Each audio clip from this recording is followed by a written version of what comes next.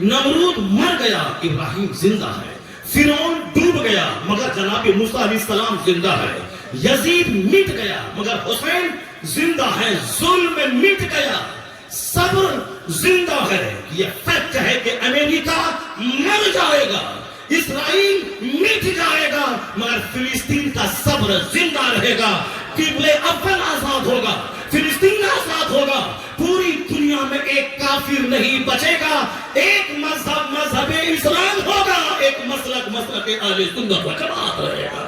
امام اعظم کے بارے میں تیرا کیا عقیدہ ہے؟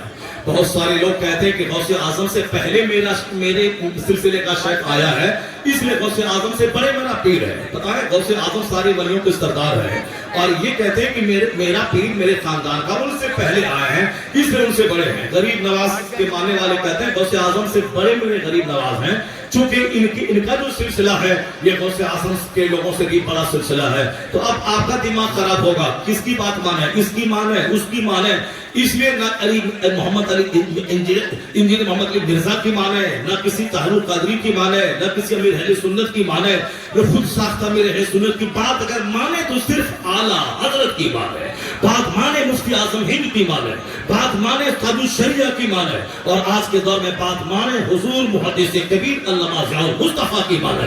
میں کہنا چاہتا ہوں ایک نام ہے جس کے بولنے کے بعد دوسرا کوئی کوشچن رائز ہو ہی نہیں سکتا ہے، وہ نام ہے کیا؟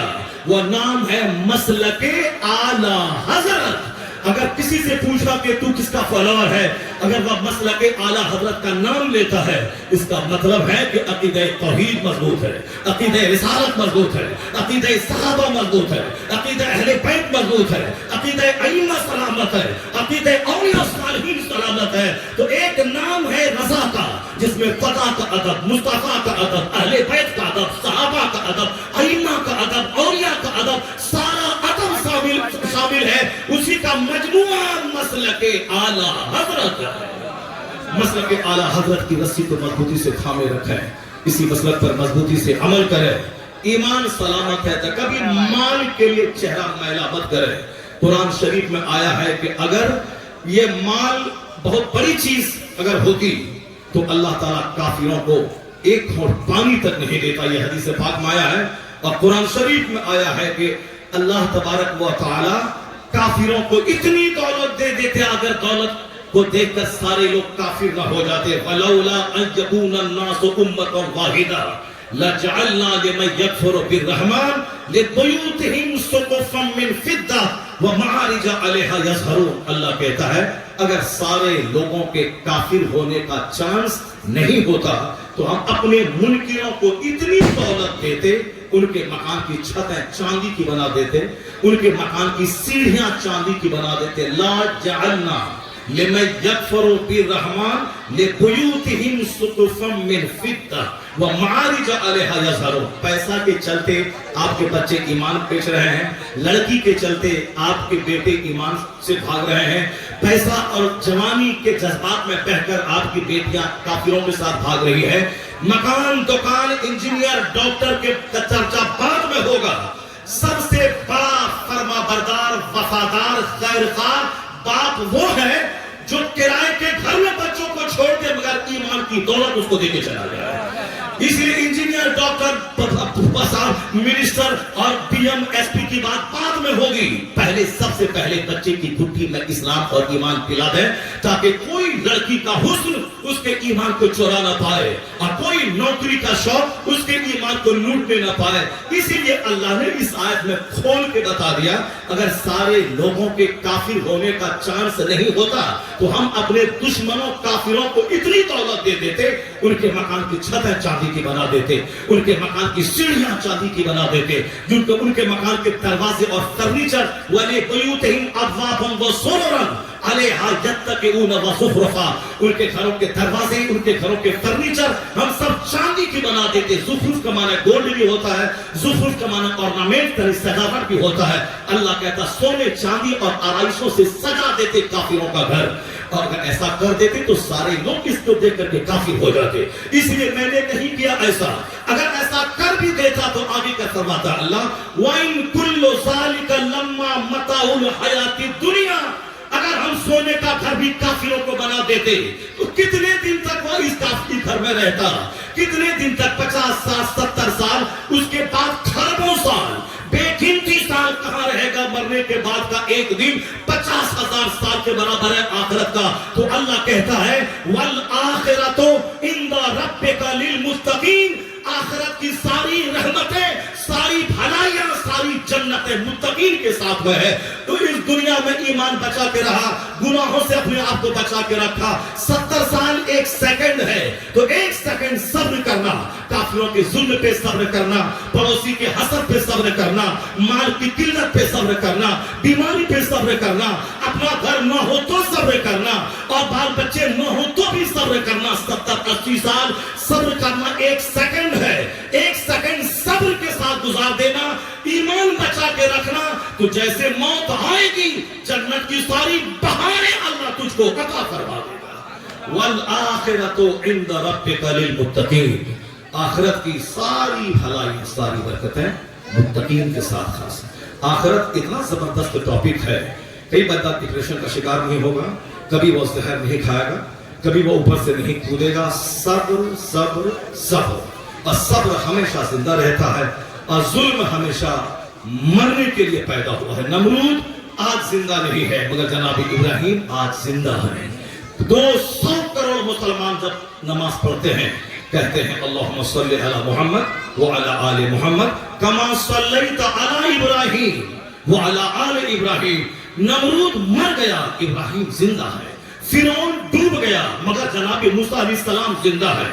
यजीद मिट गया, मगर हुसैन जिंदा है। जुल्म मिट गया, सब्र जिंदा है। यह फैक्ट है कि अमेरिका मर जाएगा, इस्राइल मिट जाएगा, मगर फिलिस्तीन का सब्र जिंदा रहेगा। किबले अव्वल आजाद होगा, फिलिस्तीन आजाद होगा, पूरी दुनिया में एक काफिर नहीं बचेगा, एक मजहब मजहबे इस्लाम होगा, एक मसलक मसलक अहले सुन्नत व जमात रहेगा। मुस्तफा सच्चे, मुस्तफा की बात सच्ची। एक यहूदी भी भाग कर किसी दरख्त की पनाह लेगा, फयकूनु शजर, दरख्त बोलेगा यहूदी जुनफराई, यहूदी मेरे पीछे है, या तो कत्ल किया जाएगा या कलमा पढ़ के मोमिन बनेगा। तो जुल्म मिट जाएगा, सब्र जिंदा रहेगा। जिन लोगों ने सब्र किया है फिलिस्तीन में 70 साल से, आज उनको हमारी तरह शक नहीं है इस्लाम में। वह सूखी रोटी चूर चूर करके खाती है, और ये फिलिस्तीन छोड़ने का मशवरा अपने शौहर, अपने बेटों को नहीं देती है। इसी आस पर के बेटे, इस्लाम हक है, मुस्तफा हक है, किबले अव्वल हक है। आज नहीं तो कल सही कोई सलाहुद्दीन जन्म लेगा जो किबले अव्वल को यहूदियों के नरके से आजादी दिलाएगा, और वो दिन करीब आ गया है। शर्क से लेकर गर्भ तक एक झंडा इस्लाम का लहराएगा। इसी को बर्नार्ड शॉ ने कहा था, if any religion has a chance of ruling over England in Europe with in the next 100 years it is इस्लाम। आने वाले 100 साल के अंदर पूरे यूरोप भर आजम में कोई मजहब हुकूमती मजहब बनने वाला है, तो मजहब मजहब इस्लाम बनने वाला है। नूरे खुदा कुफ्र की हरकत पे खंदज़र, फूंकों से चिराग बुझाया न जाएगा। ईमान सबसे बड़ी दौलत है, उसकी हिफाजत कीजिए। ईमान को बचाने के लिए नमाज पढ़ना, नमाज के लिए मस्जिद जो इस्लामी तहरीक का मरकज है, उस मरकज को सलामत रखना। क़यामत के दिन कोई दरख्त, मकान, दीवार नहीं होगा, दीवार नहीं रहेगी, सिर्फ अल्लाह के अर्श का साया रहेगा।